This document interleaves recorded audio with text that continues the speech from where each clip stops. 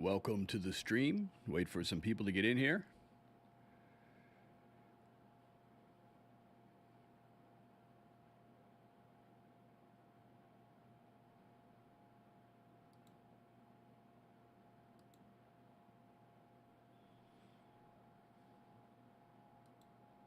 Welcome, everybody. Welcome to the stream.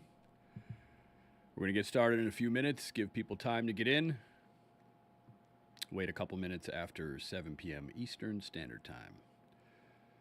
Rabbit Hole 5x5.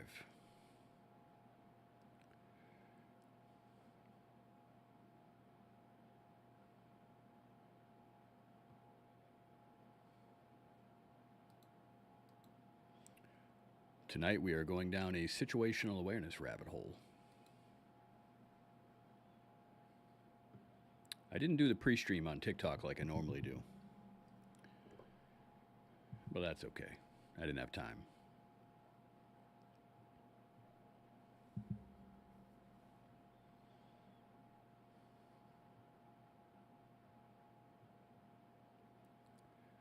I'm going to look at a couple things, just waiting for more people to get in. Looks like there's 7 in here right now.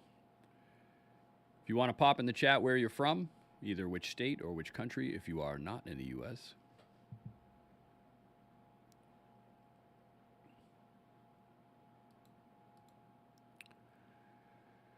Yep, we're going to go over OODA loop for sure. OODA loop, developed by Colonel John Boyd. I believe it was developed by Colonel John Boyd. I hope that's not incorrect. West Virginia, Arc Fox is here from West Virginia. Welcome.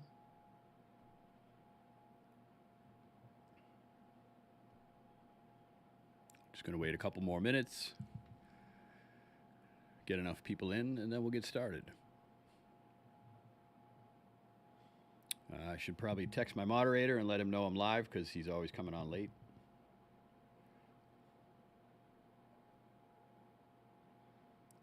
Probably help if I didn't text him love instead of live. I think I was able to correct it in time. Might be a little strange. Rabbit hole is underground. A little cold in here today, so I had to wear a winter jacket or a winter flannel.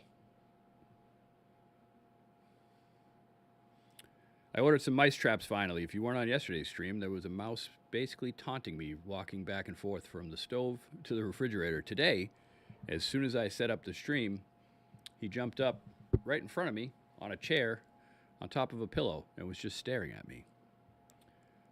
And I said hello, and then he took off.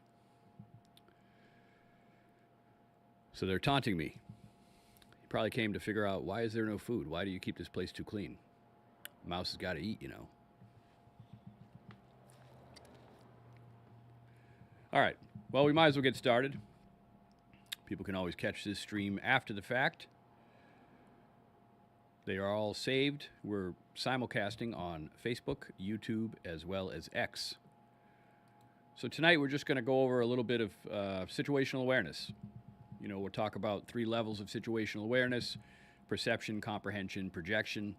Perception is basically recognizing critical elements in your environment, and comprehension is understanding why those elements are significant and if they're significant, and anticipating future status based on current understanding.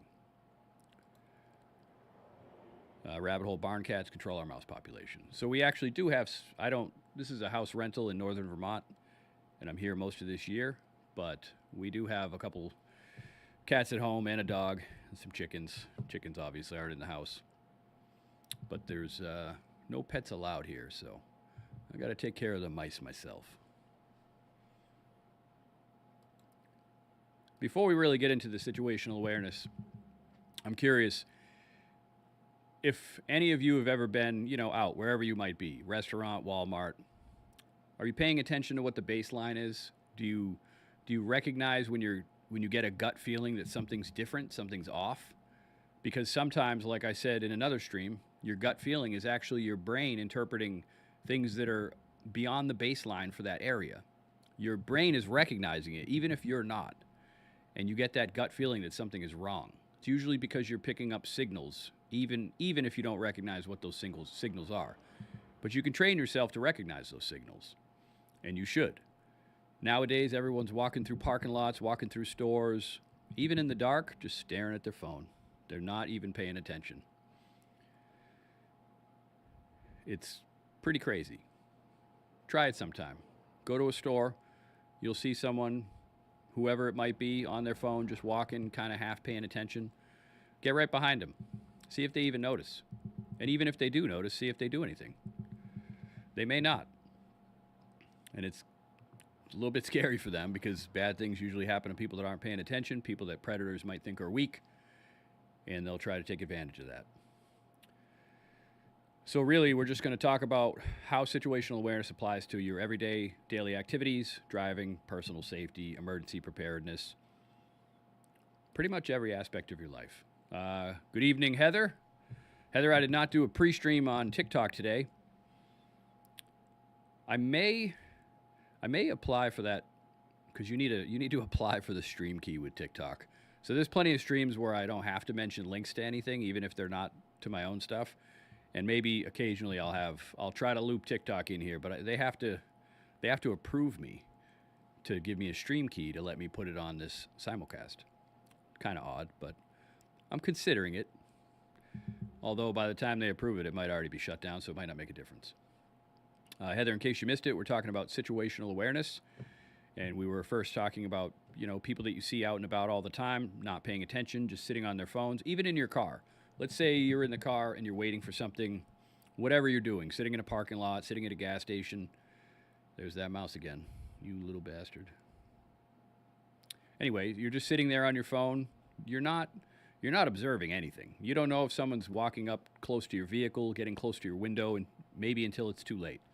You really need to pay more attention and not, when you're out in public, you need to have that spidey sense working. You can't be buried in your device, looking at TikTok videos. Do that at home.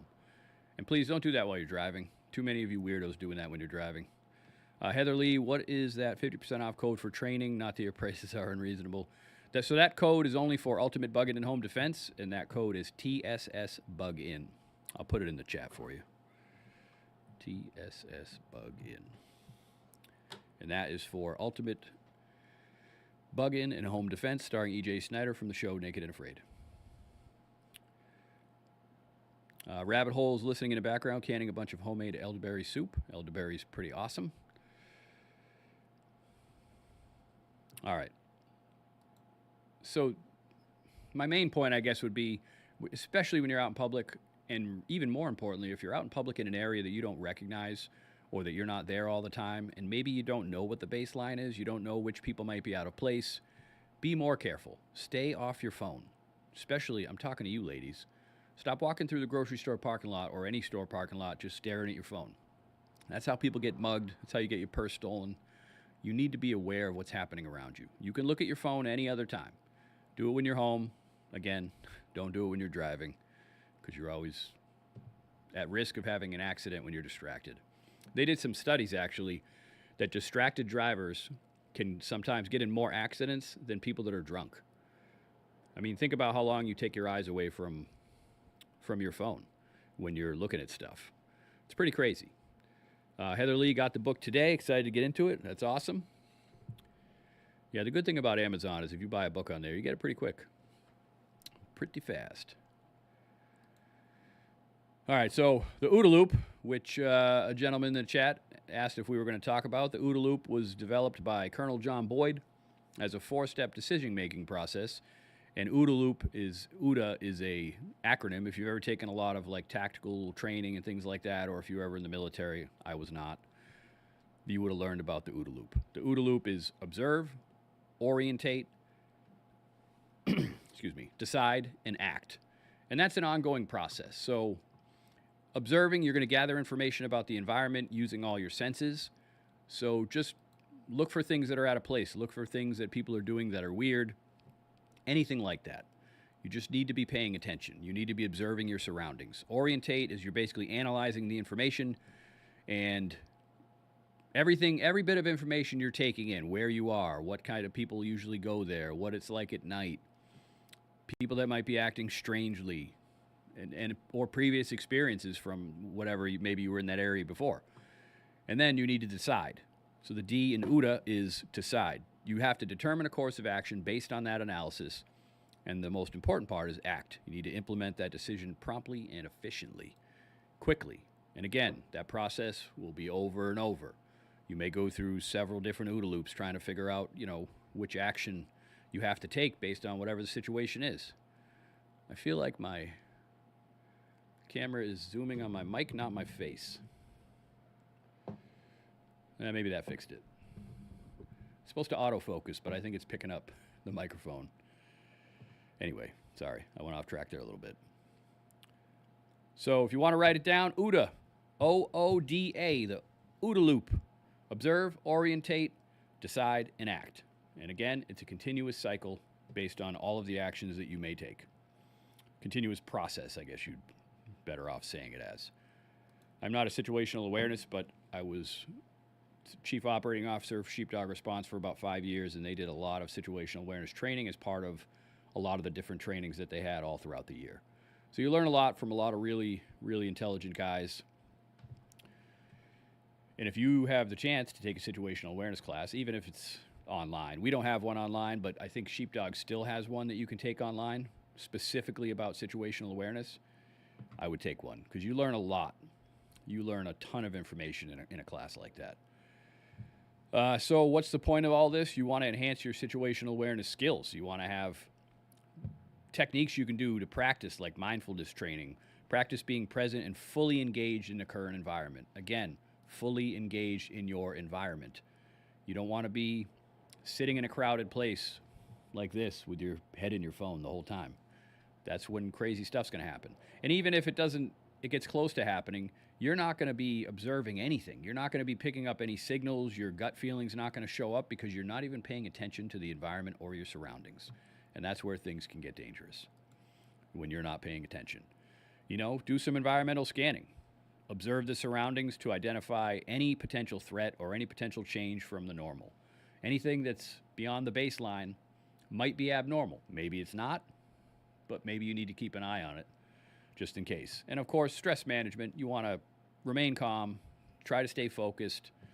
If you guys ever played Kim's game, it's basically a memory and observation game where you're trying to recall details of observed objects. So, take your kids, place, 5 or 10 items on the table. Take your kids, say, look at those items, give them like 10 seconds. Don't even tell them why. And then make them turn around. Now tell me what was on the table. See how many details they can... This stupid camera is really annoying tonight. See how many details they can actually remember. Maybe they picked 5 or 6 items off the table, then say, what color were they? Ask them more details about the items that are on the table. It kind of teaches your mind to start paying more attention to details that maybe you wouldn't pay as much attention to all the time. And it may help you with your situational awareness. There's a lot of different things you guys can look up, to do. So OODA loop in a real life scenario like self-defense, how do you want to apply that to like personal safety, enabling quicker and more effective responses? Essentially, any type of emergency response, you want to use that application of the OODA loop, even in a natural disaster, because you want to make swift, informed decisions. So you really, really need to pay attention. You need to observe, orient, try to analyze that information, try to figure out what's going on. And then once you decide, you need to act. Don't wait, don't hesitate. Hesitation can lead to some bad things. Heather Lee says, I lock my doors as soon as I get in the car. And that's good. But still, if you're in a crowded parking lot, especially if it's at night, even if it's not crowded, even with your doors locked, just still don't sit on your phone or your device not paying attention to anything going on around you, because that can still be pretty dangerous. Somebody could easily just come up and smash right through the window. And if you're not even looking, you're going to have much less time to do anything about it. One thing you guys could do, I don't know if every tint place offers it, but you can actually get, I think it's called Lumar security glass. You can have a tint shop put in Lumar security glass in your windows. They go on the inside. They're pretty thick. I don't remember how many mils they are. But they have a lot of videos where even if someone had a hammer, it's going to take them 5 minutes to get in your window when it's properly applied. It basically keeps the whole window intact, and they have to almost smash the whole thing out to get through. Some of it's better than others. The Lumar is pretty good. I used to have it on one of the vehicles. The FBI actually put some of that. It's not bulletproof, but it's basically smash proof. It also helps if you're in a place and you're trying to protect your valuables and you have to leave certain things in the vehicle. If you're only going to be in there a few minutes and you know it's going to take longer than that for someone to get through the windows, why not? Rabbit hole, are you going to be covering the Cooper color code for situational awareness? I'm at yellow anytime I'm in public. We are going to go over a little bit of color coding for sure. All right, so one thing you want to watch out for is information overload. You know, just excessive information. You got to learn really how to filter it effectively. And more than that, complacency is a problem. Complacency, if you're too comfortable and you start overlooking potential threats for whatever the reason is, I'm not saying be on your toes all the time, but be on your toes all the time.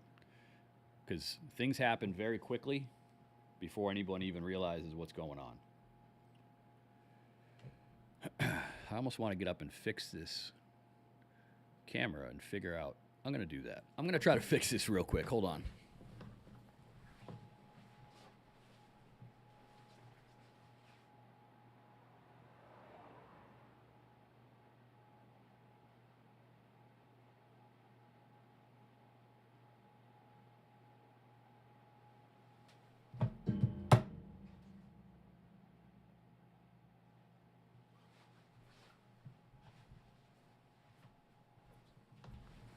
All right. That looked like it worked. I had to put it back on full-time autofocus. Something crazy was going on. It's an amazing camera, but I'm still trying to figure out how to do it best streaming. When I have it track my eyes so it's completely focused on me, you can see that on the screen. You can see the little square bouncing around and the eye detector. I tried turning them off. It doesn't seem to work. I have to basically turn it off on one of the other menus, and then it doesn't seem to focus as well by itself when I do that. So I own a film production company. You think I'd be able to figure it out? Doesn't seem to be the case. Anyway, so don't become too comfortable. Don't get tunnel vision. Tunnel vision, especially if your adrenaline's pumping, you could really start focusing way too narrow and start missing a ton of critical information in your peripheral vision. A lot of crazy stuff can happen there. Let's see.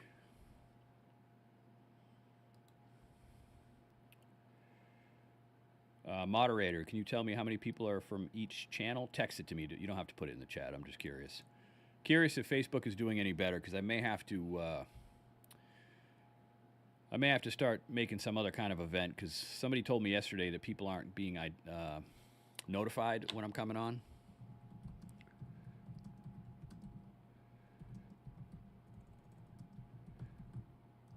And the Facebook channel is a little bit bigger than the YouTube channel, so it's a little bit funky.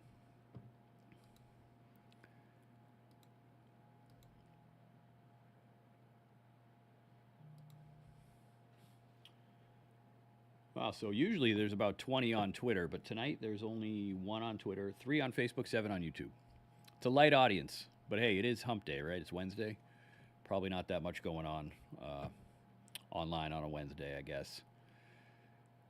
Not going to say that I missed the TikTok streams, but they're a lot bigger. But there's just too many restrictions, so I don't know. I might pop on there tonight after this stream just to say hi to everybody. I'm not sure yet. We will see what happens. So basically, if you want to talk about, now correct me if I'm wrong. I think that Cooper color code. I think he's a retired Marine. Maybe Rabbit Hole can let me know if that is accurate.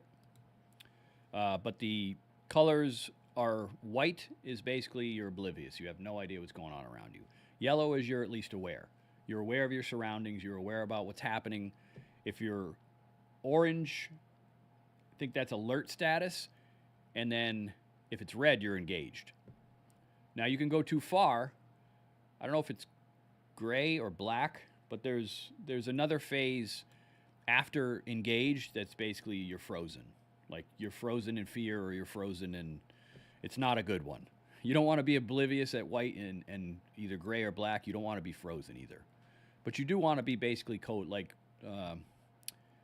Rabbit Hole said, he's yellow all the time. You always should be at yellow. You always should be aware of your surroundings whenever you're in public, no matter what. David Werner, yeah, TikTok is a fad. It will never catch on. Yeah, so, yeah. Oh, so YouTube is not giving out notifications. That's so annoying.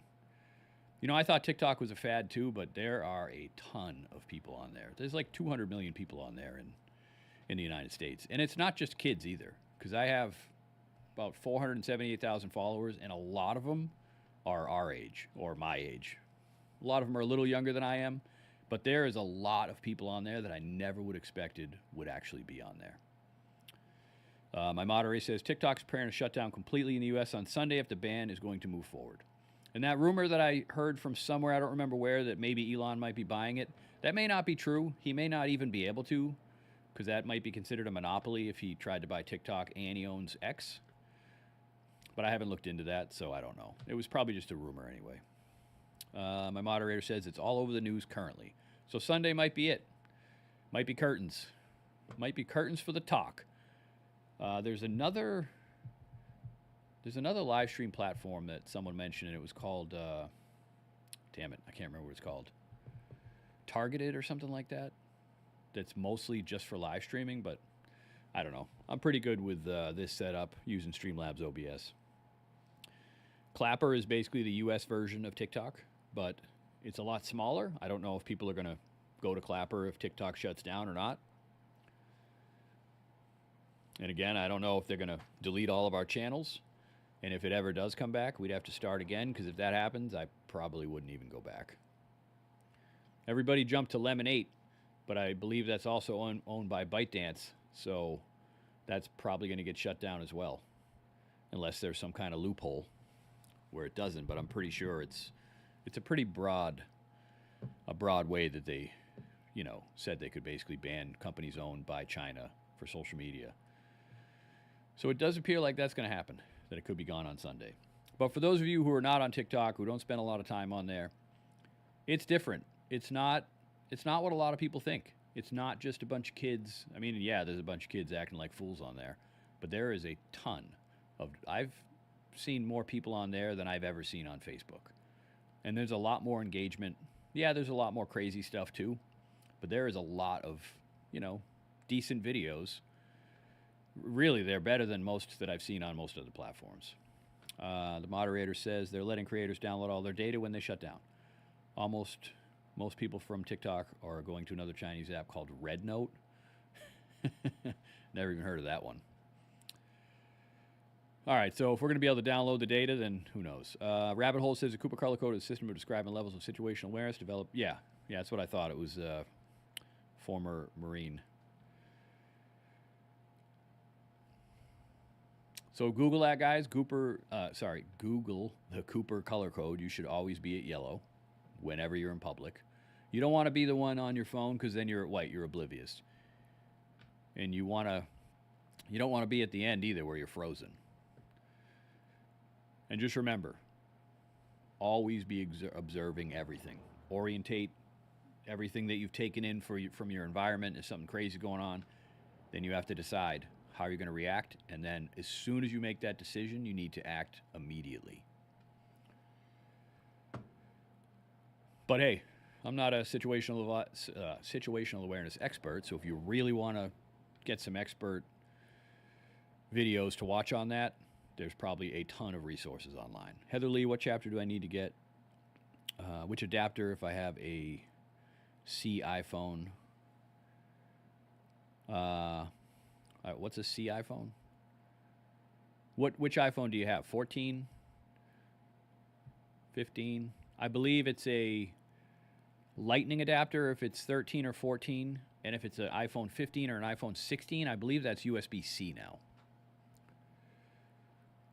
So if you have a newer iPhone, then it's a USB-C to female USB adapter. And you should be able to find that pretty easily on TikTok. On Amazon. I don't know why the hell. TikTok on the brain. I'm going to look that up right now and see. But confirm in the chat which iPhone you have, and I'll let you know. USB to USB-C.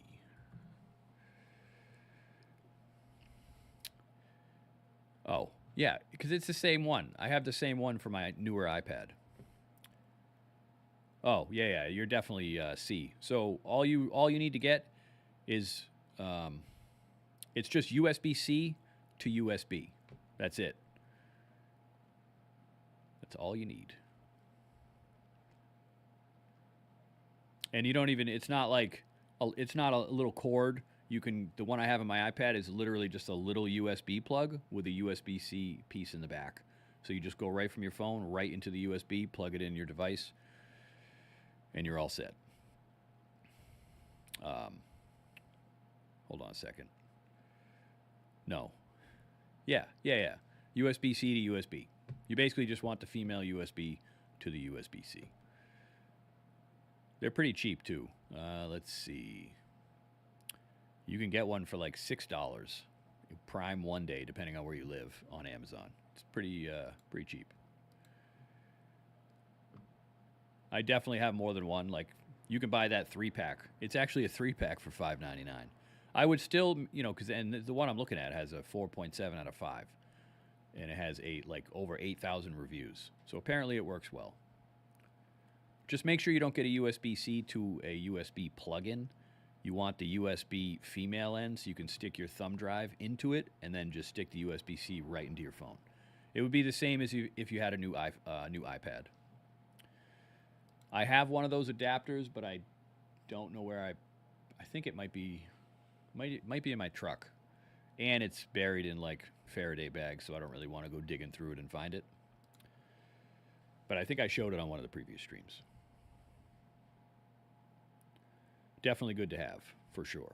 But again, if you're going to keep, survival manuals and training films and things on USB, they're going to be so much easier and better to watch, especially reading PDFs, if you use an iPad versus an iPhone. You can still use the iPhone. It works fine. But especially with the videos, the iPad is just a better experience because you're not looking at a tiny little screen. All right. I'm going to go to some questions in the chat, or if you want to tell some stories about how being situationally aware may have saved you or may have saved someone that you know. There may not be enough people in here for really to have that many stories, but you never know. Just remember, if you have a gut feeling about something, you should always go with your gut. Because, like I said, your gut is normally your brain interpreting outside signals of something that's different. Something that your brain interprets as either dangerous or just off. Something is weird. So if your brain is telling your gut that, and your gut is telling you something's wrong, some people are a little bit better if they have a gut feeling. Maybe they're trained and they have a lot of training with situational awareness. It's not just a gut feeling for them. They're actually recognizing what's different from the baseline for that area of what it normally would be, but most people don't understand most of that, so it's more of a gut feeling. So that's why they say always go with your gut. It's not about weird instinct. It's not about like, oh, I'm psychic. That's not what it is. It's your brain interpreting signals that maybe you don't know how to put into words, or you don't know how to put into a format. That's essentially your brain is doing the OODA loop, even if you don't know it. Your brain is observing and then orientating, and then you have to decide or act based on what your brain is telling you, and a lot of the times it tells you through that gut feeling. Nightwolf, hello, how you doing? Tonight's probably going to be a relatively short stream. I know I said that I may go through my main bug out bag today, but I don't even know if I can do it tomorrow. I might have to do that Friday and Saturday, or maybe Saturday and Sunday. Because tomorrow I may be on late, and there's a small chance I may not be able to come on at all. I have to make another round of a lot more food to last me a week while I'm stuck up here in northern Vermont. And I may be on the job tomorrow later than I normally am. So it wouldn't really leave me much time. I basically probably have to come home, cook, and then that's it, go to sleep. But if I get out earlier and I can get all that done, I'm still going to come on. In worst case, it'll be Friday or Saturday, Sunday that I go through the entire bug out bag setup. And I definitely want to do that because, you know, these videos get saved on YouTube, Facebook, and X. So instead of making because I was going to make a whole new video anyway going through the bug out bag, but now I can just do it as a stream. And if people still want to see it after, they can watch it and they can just kind of skip through any of the parts that they don't want to see. Or who knows? Oh no, I can't do 2 videos because I didn't bring my second camera. I only brought my 1 camera. Otherwise, I could have set up 2 and I could have done 1 for the stream. And then I could do some different cuts. I don't know. At some point, I'm going to make another full bug out bag video anyway. Because, you know, let's say I talk about, hey, here's my power bank. You know, tell you all about it, blah, blah, blah. Then after that, I would cut into that video, you know, later. I'd cut in like a nice close-up showing all the parts and pieces, showing the cords, showing the solar panel side. And do that with basically every piece of gear with me still talking in the background. So that way people can get a much better idea of what the stuff looks like. It just makes the videos a little better. But it takes a lot of time to do that, and it takes a lot of editing to do that as well. So I don't see myself having much time to do that. At least not anytime soon.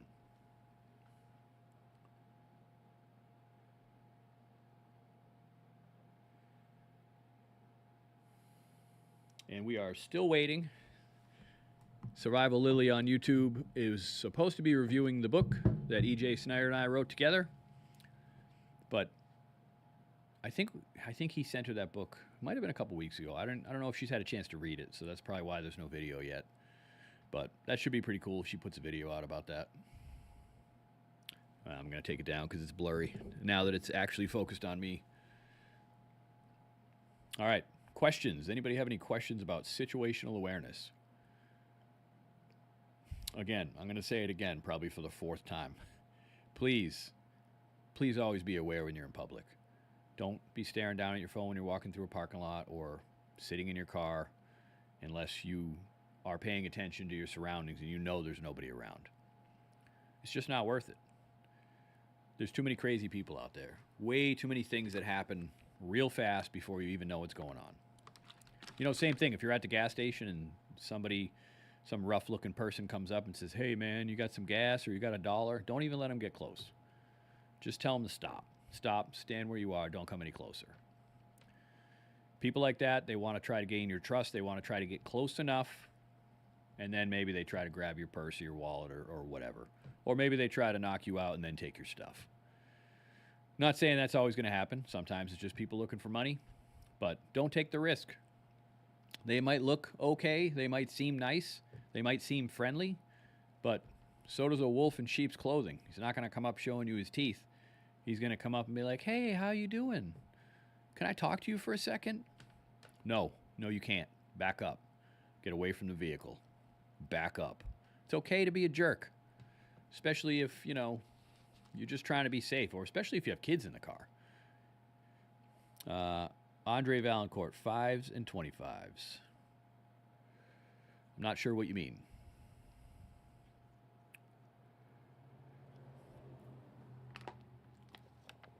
Elaborate. Elaborate in the chat.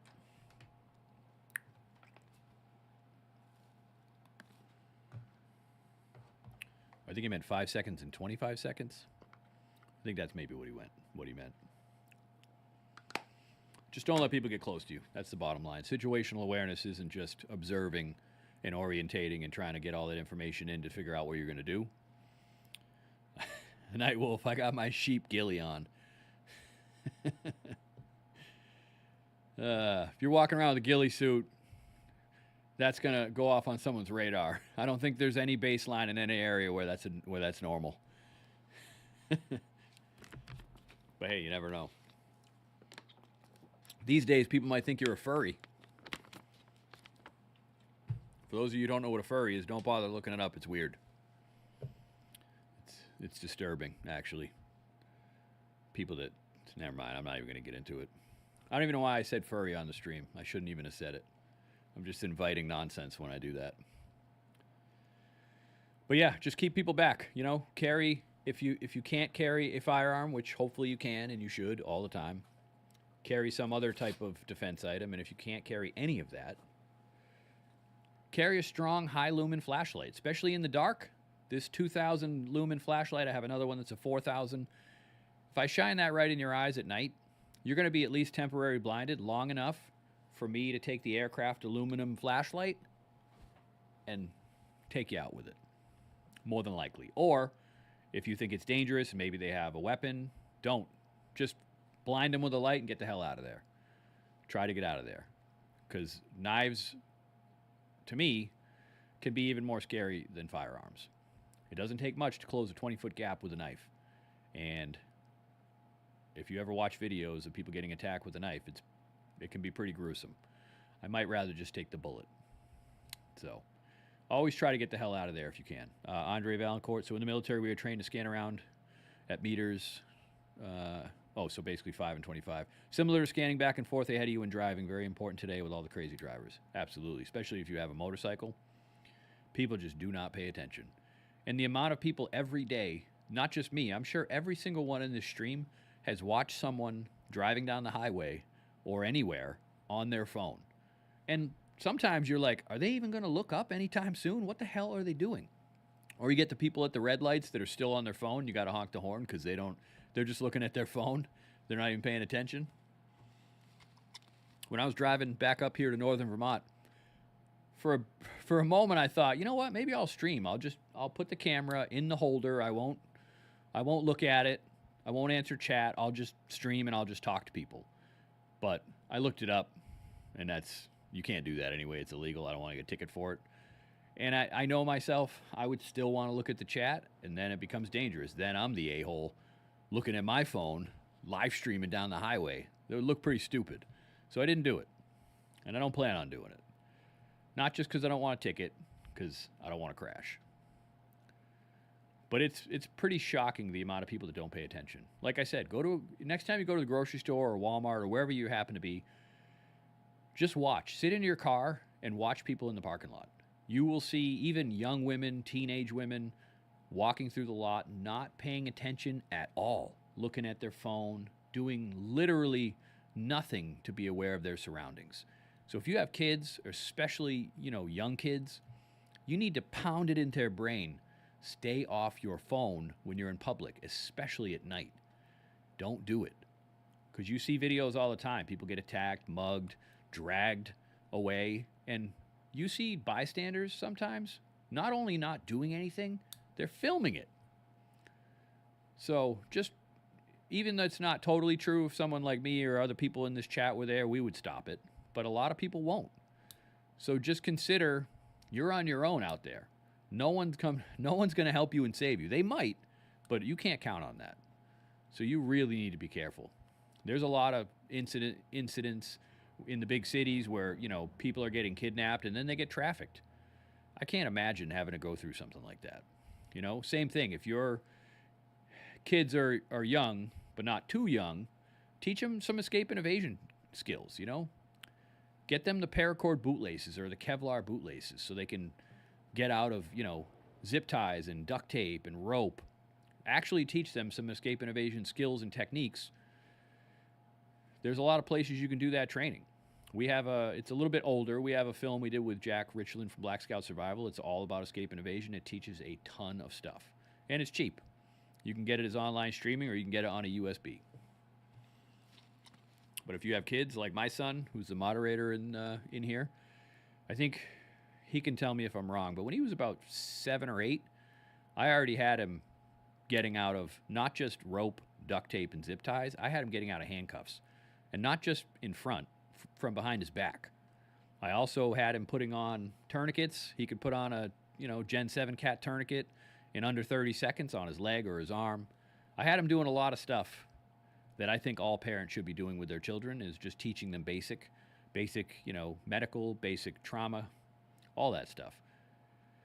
It's crazy stories you hear all the time. Kids out playing, cut themselves open on something sharp. Nobody knows what to do. Blood squirting everywhere. I always tell my son, if you're going to be out in the woods and you're going to be doing anything, survival, bushcraft, or anything like that, if you have a knife or an axe, or I tell the people that I know, if you're carrying a firearm, if you're not carrying a tourniquet, you're wrong. You have the power to take a life, you should have the power to save a life. Could be yours, could be somebody else's. Same thing in construction. Well, most construction workers working with sharp metal or pretty much anything, they don't ever carry tourniquets. Most of the kits that you buy for the construction sites, they don't have tourniquets. Sometimes they have that crappy elastic, which isn't very good. Better than nothing, I guess, but it's still not that. I'd rather rip up a t-shirt, and grab a ferro rod, use it as a windlass, tie a knot, and then that would work better than one of those elastics in a lot of cases. And if you cut a main artery in your leg, that elastic isn't going to do shit. You're going to need a real tourniquet. Hopefully you don't need it in the V when you got to have a junctional tourniquet, because I don't even carry one of those in the truck. I probably should, but they're not that cheap. But, take a TECC or take a TCCC course. I got lucky when I was running Tim Kennedy's company, Sheepdog Response, as the chief operating officer. I did that for 5 years, so I got to originally train with Dr. Mike Simpson. You might know him from the show Hunting Hitler. He was on there with Tim. He was a 30-year Green Beret. He's also a medical doctor. I believe he still works as an emergency room physician now. But I got to take my first TCCC course with him, and then when I started running that company, I got to go to a couple more, or a few more, I don't even remember how many it was, of those TCCC courses. So you learn a lot. You learn a lot of stuff. And they do it under duress. They do it, like real scenarios. Same way you should train with everything. If you're going to the range and just plinking targets every day, do some burpees first. Get your sweat going, get your adrenaline up, and then do it. You need to train like you fight. Same thing if you're sparring. I mean, if you're doing, if you're rolling jiu-jitsu or you're sparring with kickboxing or Muay Thai or boxing, they spar for a reason. You got to get used to getting hit. You got to get used to, getting your energy sapped, taking shots. That's the way you should train in everything that you do. Same as starting a fire, like I said yesterday. You get really good at starting a fire or collecting the right kind of tinder bundle to make a fire just with sparks rather than even a lighter. Once you get proficient, go out and do it in the rain. Go out and do it in strong wind. Go out and do it when there's snow. Go out and try to find a tinder bundle when there's 3 feet of snow on the ground by figuring out which trees you can scrape to get the fine tinder, like the yellow birch or the white birch or the cedar. Depending on where you live, there's a lot of other trees, in other areas. I'm mostly in the Northeast, so it's a lot easier here. There's a lot of things you can do, but you may be good at something when it's nice and sunny out, but if you've never tried to do it in extreme wind or extreme rain, try to get a quick shelter and get a fire going and know exactly above ground where to get the materials to do it, because you're not going to pull them out of the snow. If you don't know how to do any of that, yes, maybe you can start a fire, but can you start a fire in a torrential downpour if you had to? Those are the kinds of things you need to find out. You need to find out how skilled you are, and you need to keep practicing. Same as firearms training. That's a perishable skill. If you're not training all the time, you will not get better.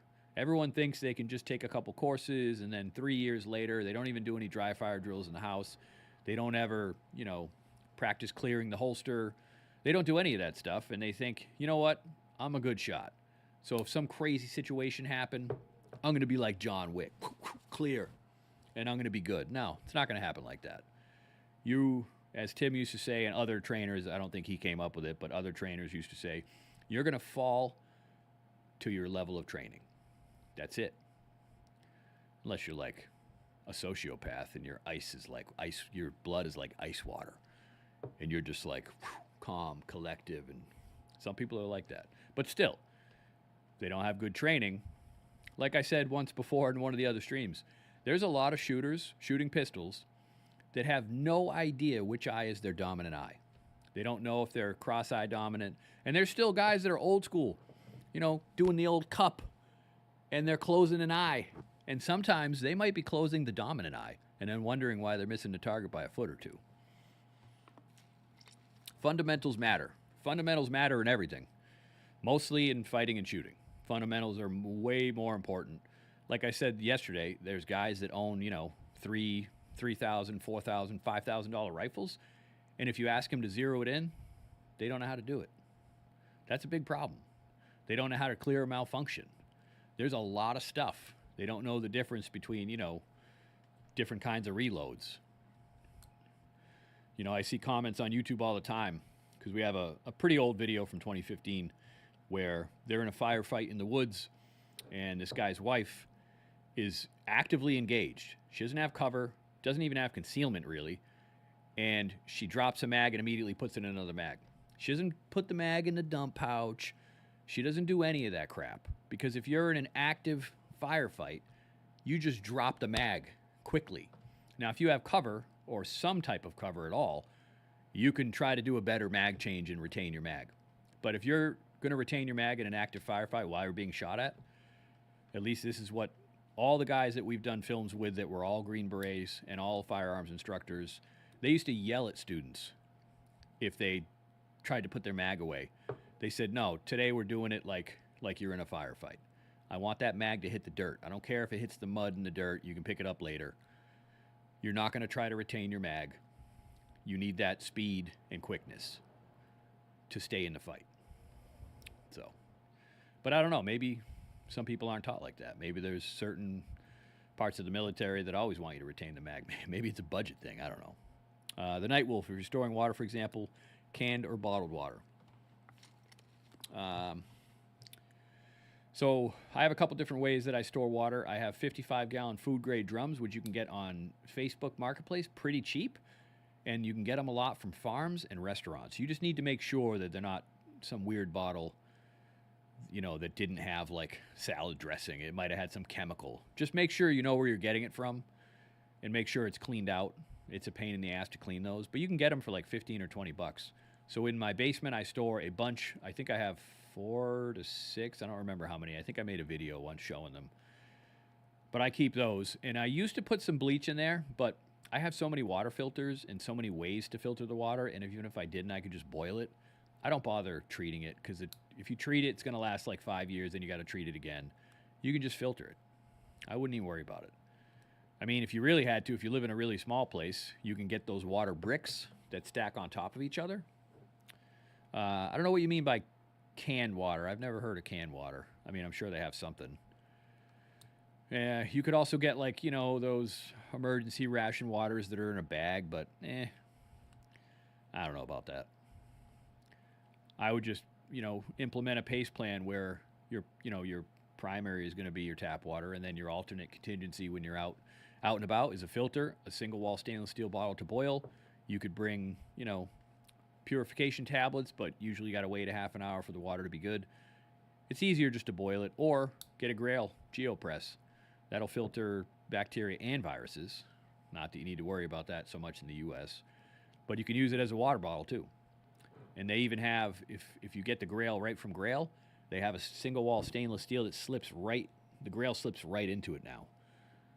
So you can boil water in that if somehow you used up your filter. I believe those filters, you can get replacements, but I think they're good for about 270 gallons in the Grail GeoPress.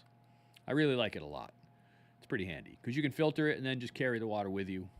And I have the stainless that slips onto, so I keep that in my bug out bag, and I also have the Pathfinder bottle and cup set as another backup along with filters.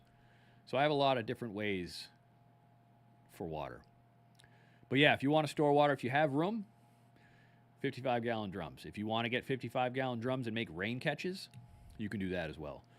John McCoubry, what about storing water outside? Would you recommend using a bird bath heater?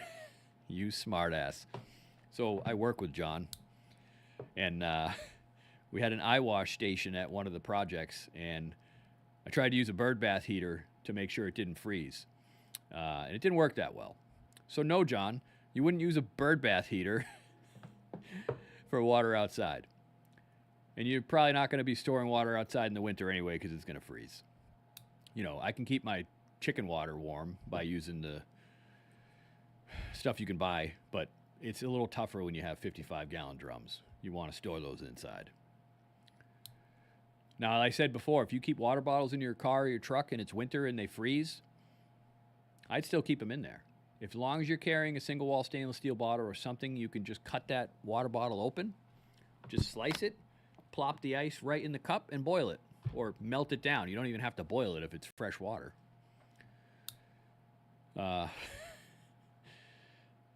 John, I think this is the first time you've ever been on my stream. You must be really, really bored tonight.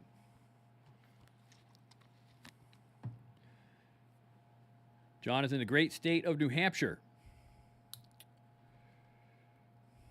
I don't remember which part, and he probably doesn't want you to know anyway, so I'm not going to tell you.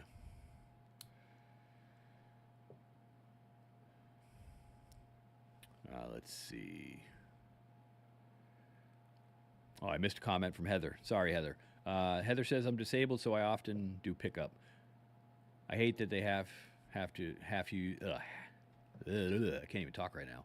I hate that they have you use your phone to let them know you're there. Yeah, that could be a little funky. But hey, seriously, if you don't have a weapon, get one of these flashlights that are, they're pretty sturdy, and they will temporarily blind someone. And they're really good to see what you're doing. Good for defense as well. John McCruber said, had to drop in to see. You came in late, John. We already went through situational awareness. We went through the OODA loop. We went through Cooper's color codes for situational awareness. We went through all kinds of stuff. But you came in late, buddy. So you probably missed most of it. Or you've been sitting in the background and maybe you didn't miss all of it. Tonight's stream is going to be relatively short. I'm probably going to be getting off in 10 minutes at 8 o'clock because I have some stuff I need to do. And as long as I get out early enough, like today, I didn't get out. I don't think I left the job until 5:45. Or it might have been, something like that. So I got here a little later than normal. I don't see Brian Simmons on here tonight, John. I don't think he was on yesterday either. They must have him busy at work because he usually comes on every day. I definitely got to figure out. So, John, did you get a notification on Facebook at all that I was on, or did you just happen to come on and check? Because a lot of people are saying they're not even getting notified when I go live on Facebook. So I need to figure out if Facebook's doing that because they want me to pay to let people know, because I don't know if I'm willing to do that. I did create an event that's a recurring every day, so maybe I'll put a little ad on that just so people know. Heather is still laughing about the bird bath heater. Yeah, I got my balls busted about the bird bath heater. What are you going to do? I thought it would work. It should have worked. I'm not sure why it didn't work. All right, maybe John's not here anymore. That mouse, I just saw him again. He's bold. They don't ever come out when I'm out, but the last couple streams, they're just kind of, one of them's just running around taunting me. Came right up on the pillow looking at me earlier when I first started. Crazy. But hey, I'm a nice guy. I killed off like 7 of his family, but now I bought some humane traps so I can just put them in there. It won't kill them, and then I can just take them and put them in someone else's yard. Let them enjoy someone else's property.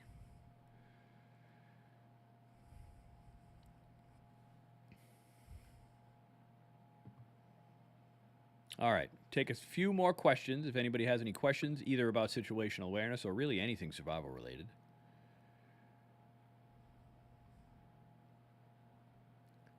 Just scrolling back up to make sure I didn't miss anything.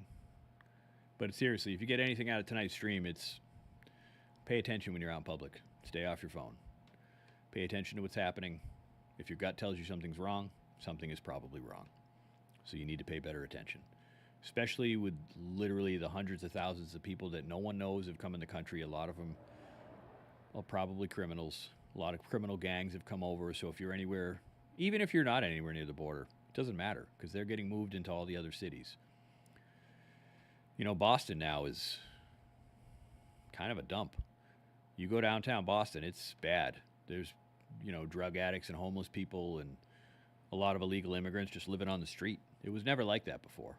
It's gotten much worse. Much, much worse. And a lot of cities are like that. A lot of cities have really gone to hell. Ironically, it's a lot of blue states where it's happening. But nobody wants to talk about that. YouTube probably also doesn't want me to talk about that. But I just did, so.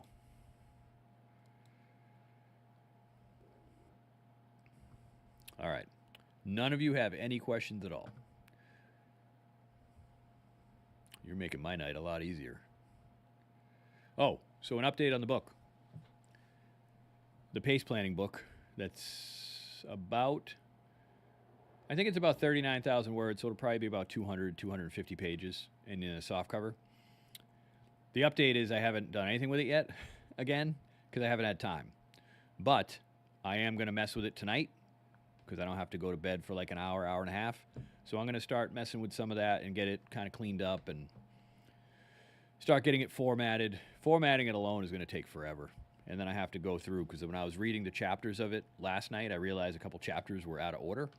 And it wasn't just in the table of contents. I actually had them out of order in the book itself. But I'm hoping I can get that book ready. Yesterday I said maybe a month, but I think I might be able to do it in 2 weeks. So if I get out of work late tomorrow and I have to do all my cooking, I may not come on here tomorrow. I may just focus on trying to get through more of the book just to get it more ready. Because I'm not going to go through a publisher like EJ and I did with Emergency Home Preparedness. I'm going to self-publish on Amazon through the KDP. And once the book's ready, my son will load it up for me. He'll get a cover made, and it probably will only take a few hours, and then it's 3 days for Amazon to review it, and then it can go live. So it's going to be a pretty quick turnaround once I can actually finish cleaning up the chapters. It's rough, but I don't think it's that rough. But you never know until you go through it again. It's probably rougher than I think it is. But I'm going to take a look tonight and see how many chapters I can get through. It was 39. I think it's 39 chapters, 38 or 39 chapters. It's got a lot of information. It's not just about, I mean, it is about pace planning, but it's pace planning in regards to survival and preparedness on many, many different levels. It goes through all of the core 4, shelter, fire, water, food, or shelter, water, fire, food, whichever way you want to do it.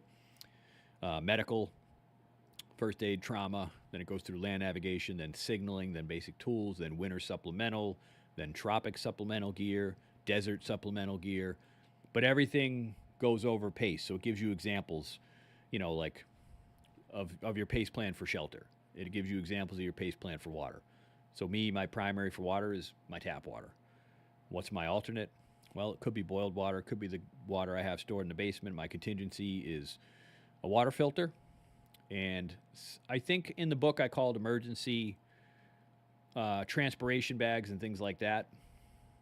And I hope I put boiling water also as one of the either alternate or contingencies. That's something I have to go back and look. Because I kind of figured out which chapters I wanted to do.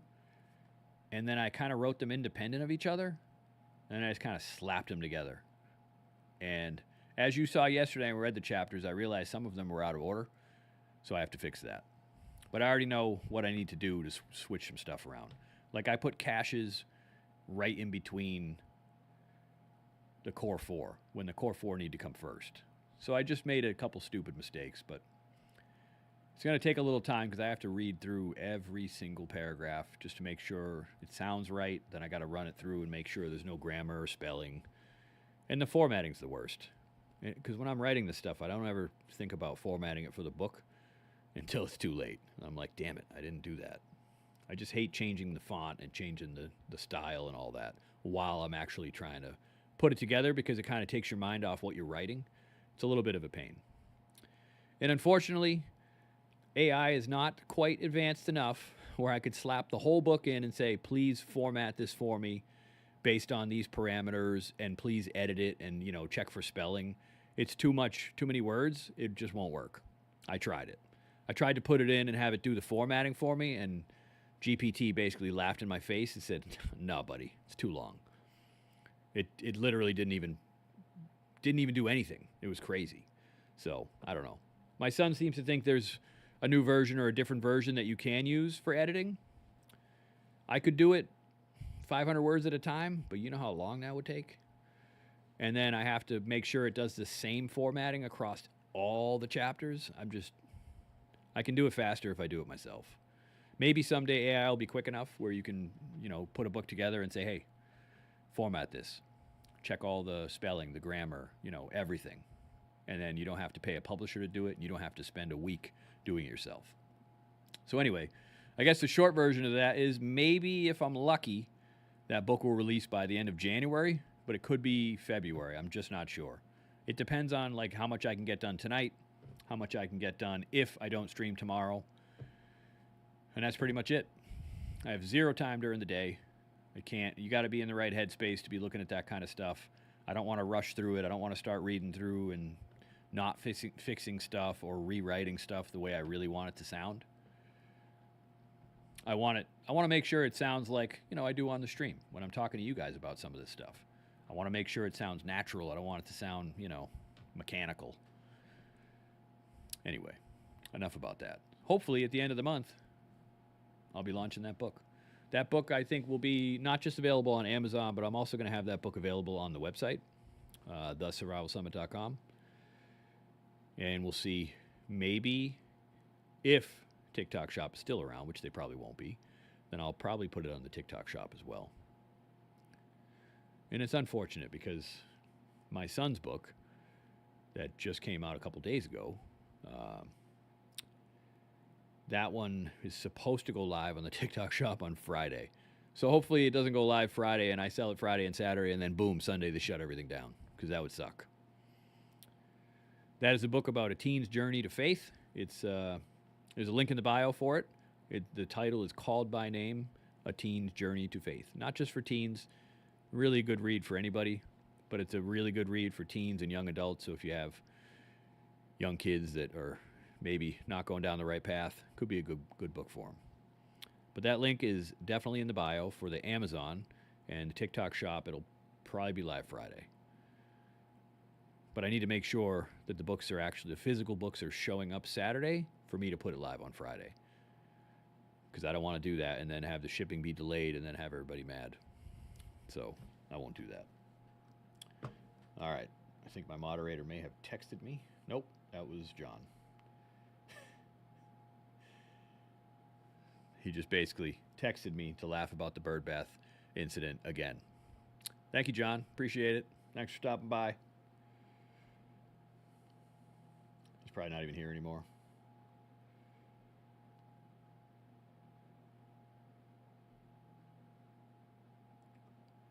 Whoa. All right. If there's no more questions, I think I'm going to jump so I can get started going through some of those chapters, and who knows? Maybe I can try to get through it within a week, even editing. Maybe I can push it out before the end of January, but it really depends on how much time I can put into it, because I don't want to put it out and have it be a piece of crap. And then sadly, I probably have to have at least one more person go through it just to check, because, you look at stuff for so long, you might miss little stuff. Yeah, I could throw it through Grammarly, but Grammarly is... sometimes Grammarly likes to change the way you write stuff, and I don't really want to do that. I don't want to... You know what I mean? I want it to be natural.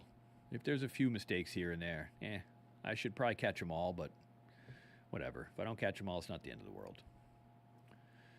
All right, I'm going to jump. Maybe I'll see you guys tomorrow. If I do, it might not be until 7:30 or 8, and I may not be able to come on at all, depending on what time I get back.